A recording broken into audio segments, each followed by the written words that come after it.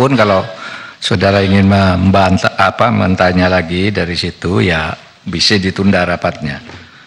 Saudara, saya ingin klarifikasi dua hal dulu. Yang pertama, saya itu ketika menyatakan menantang, itu karena menjawab tantangan. Saya tidak pernah, ini mulanya begini, kan di Twitter saya itu di capture pernyataan Pak Beni Harman. Ada Pak Beni Harman itu di Detik, itu bicara begini, jam 4.21, Detik.com jam 4.21 tanggal 26. Intinya itu, saya harap Mahfud berani buka-bukaan, berani terus terang. Itu Detik jam ya, Detik.com tanggal 26 jam 4.21. Nah, saya menjawabnya jam 7. Bismillah, saya datang, kan gitu. Jadi bukan saya yang nantang, saya yang ditantang. Ya saya jawab. Jadi jangan dibalik gitu. Masih ada kan di Twitter, dilihat. Saya tuh kan mengcapture Pak Beni, bukan saya yang mulai. Saya enggak, saya diam aja.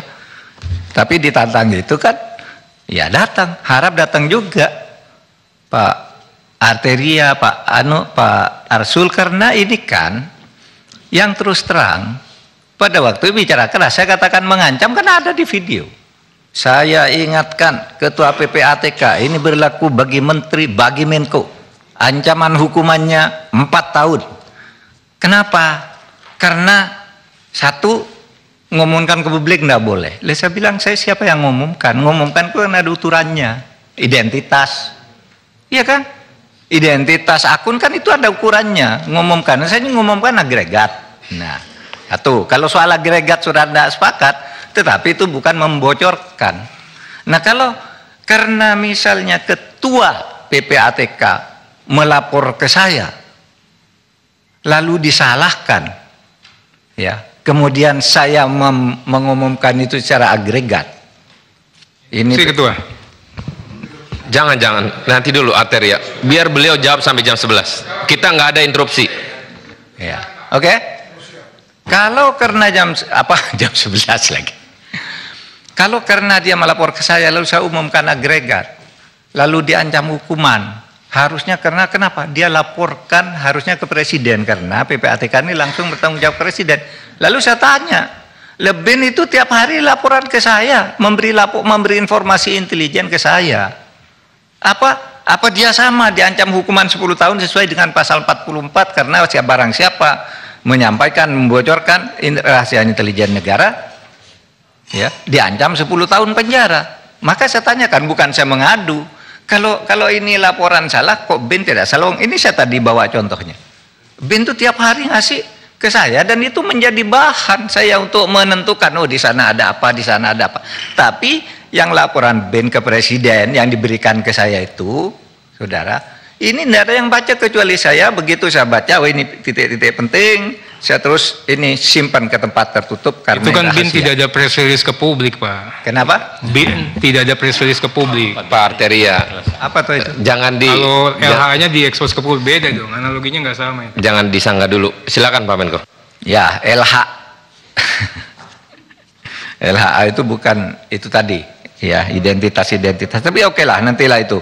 Kemudian saudara, saya bicara Markus, ya, saya bicara Markus. Ini tadi saya akan dipotong bicara Markus. Di DPR itu pernah terjadi peristiwa tanggal 17 bulan 2 tahun 2025. Namanya peristiwa Ustadz di Kampung Maling.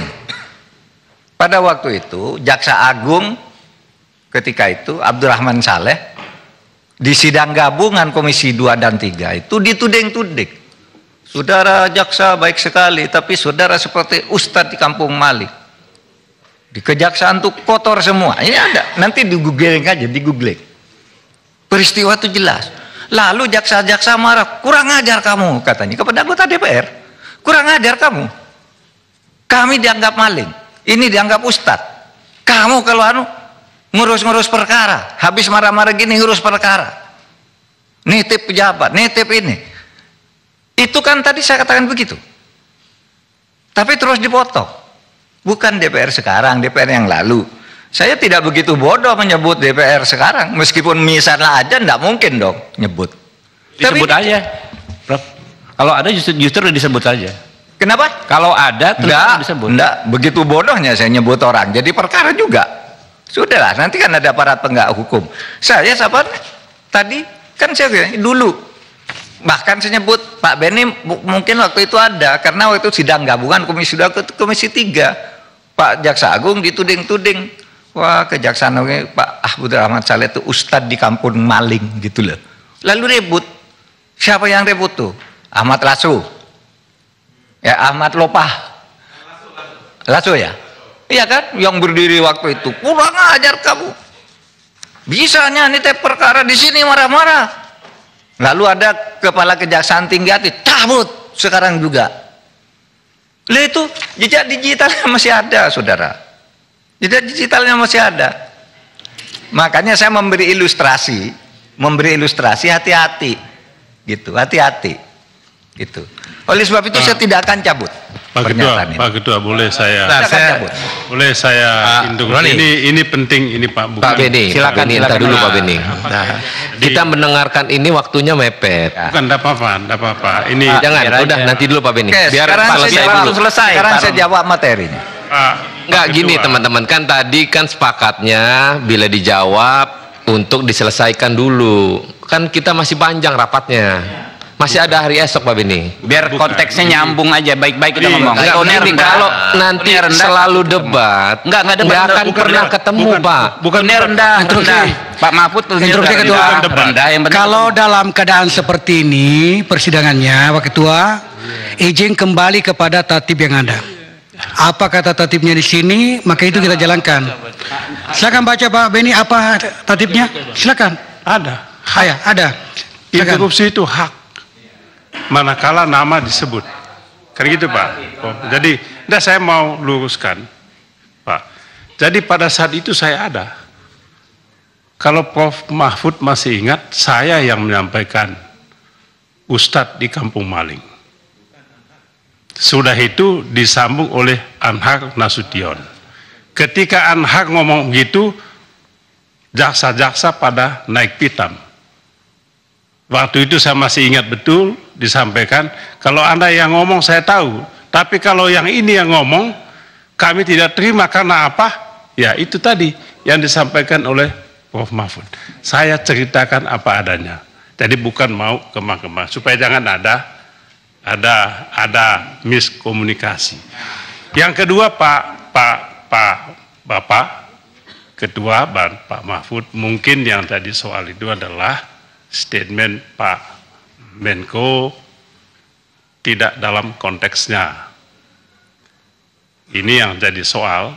Jadi ketika Pak Menko mengatakan anggota DPR banyak jadi Markus, memang sangat sensitif. Jadi maklum saja kalau kemudian banyak reaksi begitu. Jadi kalau tidak dijelaskan dalam konteks, ini kan potong-potong Pak. Ini saja di Twitter aja dipotong-potong, banyak anggota DPR jadi Markus kata Pak Mahfud. Ini kan jadi enggak itu saja Pak. Oke. Jadi supaya kita tidak ada. Terima kasih banyak. Kalau judul berita Pak, saya aja digambar di borgol Mahfud ditangkap KPK, apalagi cuma judul kayak gitulah, tiap hari ada judul-judul. Ya, baik. Terima kasih. Jadi mohon dimaklumi, saya tidak bisa mencabut pernyataan itu karena sejak tadi saya bilang dulu pengalaman saya sama Pak Beni kan gitu, tadi saya bilang lalu dipotong, nggak boleh sebut sekarang, lu gimana gitu. Makanya saya bilang kalau interupsi terus ya nggak bisa dong gitu. Baik, saya sekarang masuk ke materinya, sama aja kok materinya Bapak sekalian. Sebulan lalu ketika ada acara 1 Abad NU di Sidoarjo tuh, saya diajak pulang bersama oleh Presiden satu pesawat dari Surabaya. Karena apa? Membahas indeks persepsi korupsi. Presiden pada waktu itu agak marah. Kenapa indeks persepsi korupsi kita tuh turun dari 38 menjadi 34. Saya lapor ke Presiden, saya sudah ngundang Transparansi Internasional. Saya sudah ngundang Litbang Kompas, saya sudah ngundang partnership, minta data kenapa ini turun. Gitu. Saudara apa turun? Itu kita yang turun itu di bidang pelayanan publik dan terutama korupsi di bea cukai dan perpajakan. Clear itu penjelasannya. Yang kedua, facilitation payment. Di dalam pelayanan publik di berbagai tempat itu, orang sekarang Pak bayar, mau naik pangkat bayar ke siapa, kalau enggak punya channel itu enggak bisa. Itu transparansi internasional. Sehingga saya katakan Bapak Presiden ini masalahnya yang paling besar itu ada di situ. Lalu korupsi di mana lagi? Maaf, di DPR. Baca aja di situ. Kenapa? Wah di situ transaksi. Berbagai urusan juga banyak di situ karena banyak yang berfungsi ganda. Punya profesi di luar, menjadi anggota DPR. Untuk menghidupkan profesi luarnya, menggunakan kedudukannya sebagai anggota DPR. Itu clear. Saudara kalau tidak percaya undang saja itu transparansi Indonesia. Gitu. Nah, itulah sebabnya saya tuh sejak itu lalu ini pajak dan bea cukai ini masalah. Sehingga kalau saya kok punya latar begitu ada kasus Alun, lalu tiba-tiba mula-mula ditetapkan apa nih? Pasal 351. Loh, kok pasal 351? Saya nengok anaknya. Mau pasal 51 itu kelalaian lah itu, bukan penganiayaan. Hukumannya ringan sekali. Lalu saya datang saya minimal 354, 355. Gitu. Karena semua orang tahu menghajarnya luar biasa, lalu muncul tentang kekayaan ini. Muncul tentang kekayaan 56. Oh kok kaya banget gitu. Besoknya ditemukan lagi 500. Lalu saya minta, coba saya minta. Itu ada kasus enggak di PPATK kok orang kayak begitu? Gitu. Nah, itulah yang terjadi Saudara. Jadi kalau latar belakangnya kenapa Alun? Lalu sesudah itu ditemukan lagi begitu banyak, dari situ saya minta rekap. Jadi saya yang minta rekap kayak ini. Nah, inilah rekap yang saya sampaikan tadi. Ya, Saudara, data ini clear valid. Tinggal pertemukan saja dengan Bu Sri Mulyani. Tidak ada data yang beda. Cuma Bu Sri Mulyani itu menerangkannya begini. Kalau PPATK itu kan rombongan nih, misalnya Rafael, itu kan ada rombongannya. Nah, ketika diperiksa oleh Bu Sri Mulyani, satu yang diambil. Sama dengan ini tadi. Jadi ini rombongan, namanya pencucian uang.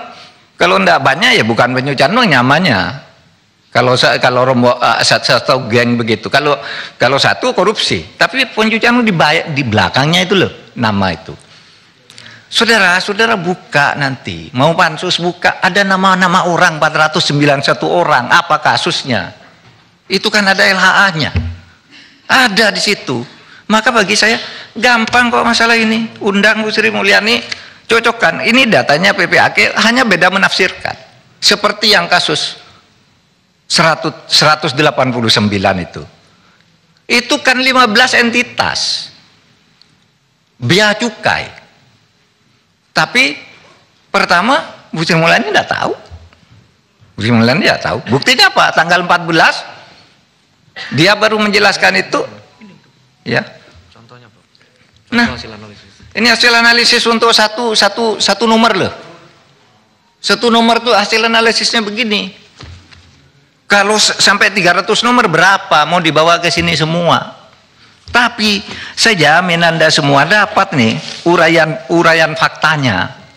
Tadi sudah saya tayangkan di situ. Itu benar. Dijamin 100% benar. Nomor ada tanggalnya kok. Cuma kenapa? Yang saya katakan tadi, kalau kita semua di pengakuan pencucian uang, sampai kayak apel begitu, lalu diambil satu oleh Bu Sri Mulyani. Oh ini pajak. Lalu karena lo kok perusahaanmu banyak sekali, lalu pajaknya yang dihitung bukan pencucian uangnya, bukan pencucian uangnya. Kan gampang nih mempertemukan dengan Bu Sri Mulyani kayak gitu, gampang banget. Nggak ada data yang berbeda kok. Siapa datang? Kok datanya berbeda? Udah ada yang berbeda. Menafsirkannya yang beda. Menafsirkannya yang beda. Nanti lihat aja di sana. Penafsiran. pada satu rangkaian ini. Oleh sebab itu saya tadi lihat Pak Tobas di TV itu betul, sudah clear bagi dia. Ini kan sudah ada 3 kelompok dan setiap kelompok itu ada ininya. Nggak ada yang beda. Kenapa kok seperti serem sekali terjadi permusuhan? Nggak ada permusuhan antara Menko Polhukam dengan itu, enggak. Saya bantu Bu Sri Mulyani. Ya, saudara tinggal aja. Mau jelasin. Sudah tinggal cari aja. Ini di data yang saya sampaikan nih. Ini ada semua kok ini nih. Saya kasih nanti. Pak Menko, sebentar. Belum Pak dikasih. Arteria, Menko. kalau mau kasih Pak Arteria. Tadi Pak Menko mengatakan datanya Bu Sri Mulyani tidak benar. Itu Wah, saya jelaskan sekarang. ya sebentar Pak, saya mau nanya ya. Kemudian data primernya sama. Ya. Nah, dari paparan ini ya saya dari tadi mencoba, Pak. Ini samanya di mana? Dari 3,3 dapat ke 35, ya kan? Kemudian juga apakah 3,3 dan 35 itu karena tidak melakukan penghitungan atas perusahaan cangkang? Misalnya, saya coba begitu tuh. Jangan-jangan. Oke lah, makanya saya jelaskan, saudara. Makanya saya jelaskan, ini sudah kurang 16 menit. Datanya yang ini, karena kami yang mengeluarkan. Ya, nanti saudara boleh ambil ini. Ini datanya, kami yang mengeluarkan. Tidak mungkin beda dari ini. Kalau beda dari ini palsu. Pasti palsu kalau beda dari ini. Pasti, karena kami sudah mengeluarkan di tanggal sekian tahun 2009 sampai yang terakhir itu. Nah, itu datanya rekap atau dokumen itu, Pak? kenapa? Itu rekap itu. Rekap dokumennya, sudah kena rekap, saudara cari dokumennya di nomor surat sini saya mau lihat. Nah, dokumennya Ada dokumennya? Ada dokumennya di kantor Menko ada, di kantor saya ada. Terus bagaimana? Kita kok selalu dibenturkan dari seluruh pertanyaan judul. Nah, ada. Saudara. Ya, interupsi sedikit Pak. Pak Mahfud, mohon izin Pak. Pak, ini lama-lama saya masih banyak mau jawab nih. Ntar nanti aja. Minta izin Pak. Minta izin saya.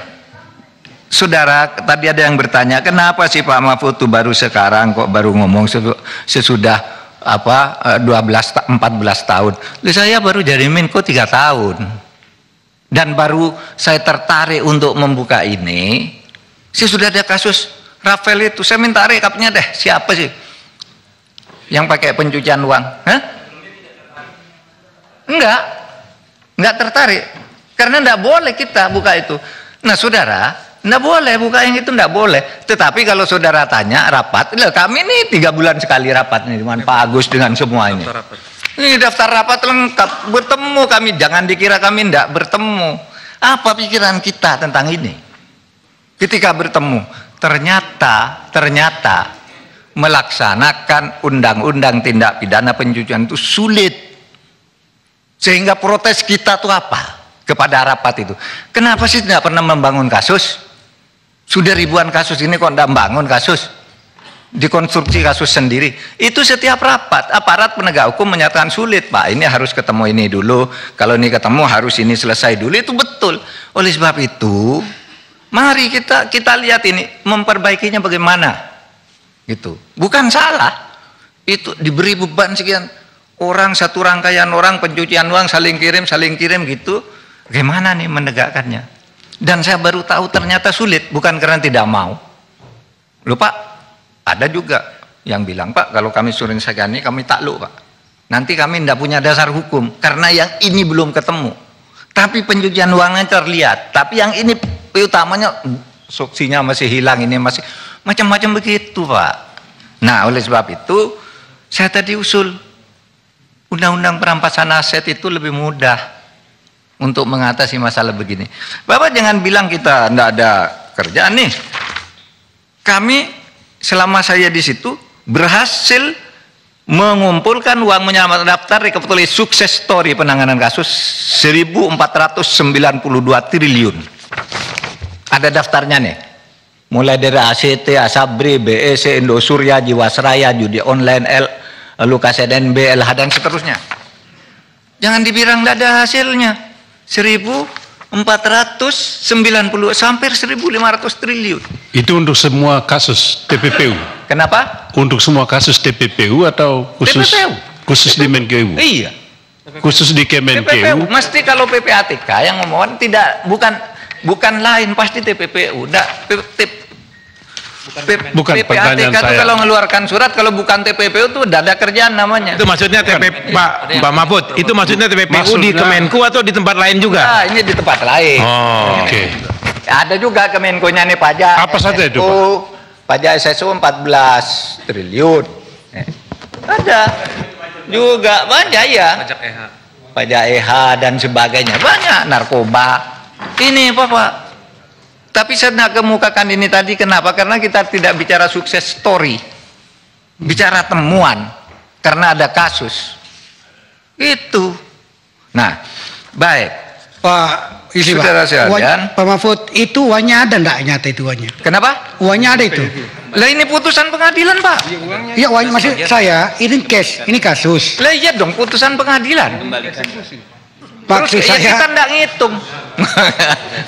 Putusan pengadilan ambil, freeze. gitu. Itu sudah di freeze. Sudah eksekusi, Pak? Oh iya, sudah divonis. Sudah ada yang dieksekusi, ada yang belum. Enggak. Ini Uangnya belum. Lukas NMB misalnya, Lukas NMB. Kan kami ngumumkan sebuah data. Pertanyaan saya begini, Pak Mahfud. Pertanyaan saya, ini kan di list keberhasilannya TPPU itu. Apakah uang itu nyata sudah dikembalikan untuk negara maksud saya? Nyata karena sudah dieksekusi maksud saya. Ada yang sudah dieksekusi, ada yang belum. Ada yang belum. Lukas NMB Nah itu yang saya tanya. Oke. Itu yang saya tanya. Ada yang sudah, ada yang belum. Ya, Ya, ada itu. yang sudah, ada yang belum. Ya. Kalau Bapak-Bapak tak tanya, apakah uang sejak tahun 2009 sampai 2013 ada semua? Lah ini kan kasus. Ya semula ada di bank karena berputar terus, bisa ada, bisa bertambah. Bisa kurang, bisa bertambah. Oleh sebab itu harus diusut. Gitu loh. Kok tadi berputar-putar pertanyaan gitu aja? Padahal sederhana loh. Cuma satu rangkaian anggur diambil satu, lalu ini pajak katanya. Padahal ini yang banyak ini bea cukai. Nah, datanya Bu Sri Mulyani salah iya. Nih, datanya nih. Surat yang asli semula tuh dikirimkan by hand yang ditandatangani oleh pajak. Yang menyerahkan ini di sini kasus mengenai tadi yang 108 triliun nanti saya tinggal ini tidak bisa diserahkan dengan surat karena sangat sensitif. Oleh sebab itu diserahkan by hand bertanggal 13 November 2017. Ini yang nyerahkan ketuanya Pak Badarudin, Pak Dian Ediana, kemudian Heru Pambudi yang dari Bea Cukai, Dirjen Bea Cukai, lalu Sumiati Irjennya, kemudian Rahman Dirsa dari Irjen, Wigianto Bea Cukai. Ini ada tanda tangannya semua nih. Bahwa 2013 kasus ini masuk, tapi 2020, bentar Pak, 2020 belum selesai, kita kirim surat baru. Nah, ketika surat baru ditanya, kita ketemu sama Kementerian Keuangan, ini yang saya ralat sedikit, di situ bilang ada Bu Sri Mulyani, lalu Irjen bilang surat itu tidak ada. Bukan Sri Mulyani, yang wakil ini saya ralat. Waktu itu ada Wamenku, Irjen dan ini itu bilang surat tidak ada. Lalu ditunjukkan, lah ini apa? Lah itulah yang dijelaskan oleh Bu Sri Mulyani. Itu yang dijelaskan. Yang sebenarnya bea cukai diambil satu pajaknya, yang lain dikeluarkan. Sama dengan pegawai Kementerian Keuangan, dia nulis 3,3, padahal kami nulisnya 3,5. Malin diambil, dipisah nih rangkaiannya. Oh, yang ini yang pegawai keuangan aja. Padahal ini satu rangkaian main pencucian uang nih. Satu rangkaian dipisah karena ini orang luar katanya.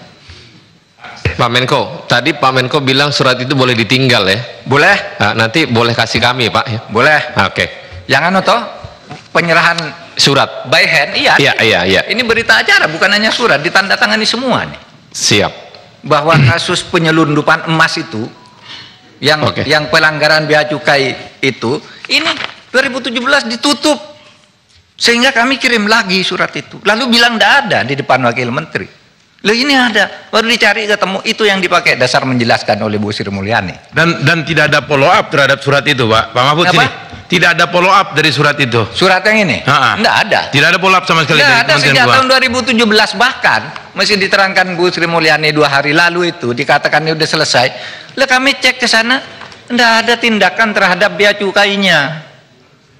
Hanya pajaknya, ini tindakan bea cukai begitu banyak, lalu kok hartamu banyak, pajakmu cuma sedikit. Lalu dihitung pajaknya, suruh nambah pajak aja. Izin Pak Mahfud. Hah? Urusan pajaknya aja yang dikejar dari laporan Surat itu. pajak kan pajak sedikit. Bukan indikasi TPPU-nya. Kenapa dilepas? Oh, oke.